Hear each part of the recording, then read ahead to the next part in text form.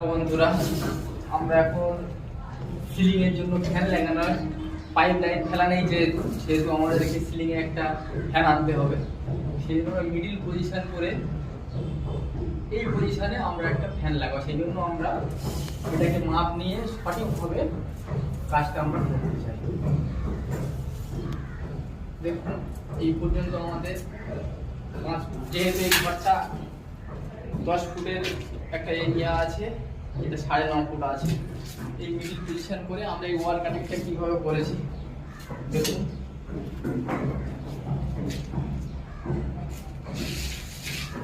এইভাবে আমরা দিয়ে এই কানেক্টটা করে নিয়ে এসেছি।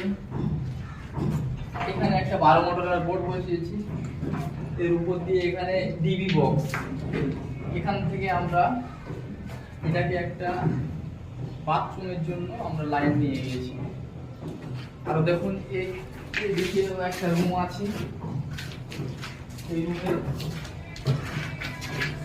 এখানে একটা 8 মডেলার, নিচে লাইট, উপরে একটা লাইট, এই সাইড থেকে ঘুরে এসে ফের আমরা এখানে একটা লাইটের জন্য এখানে আমাদের বেড সুইচ দিয়ে এখানে হচ্ছে আমাদের একটা এসি পয়েন্ট। এই সাইডে একটা সেম আমরা একটা পয়েন্ট দিয়েছি। আর এটা হচ্ছে আমাদের একটা বোর্ড, উপর দিয়ে ফের একটা চলে গিয়ে সার্কুলার, এইদিকে একটা লাইট, এক্সস্ট ফ্যানের লাইন।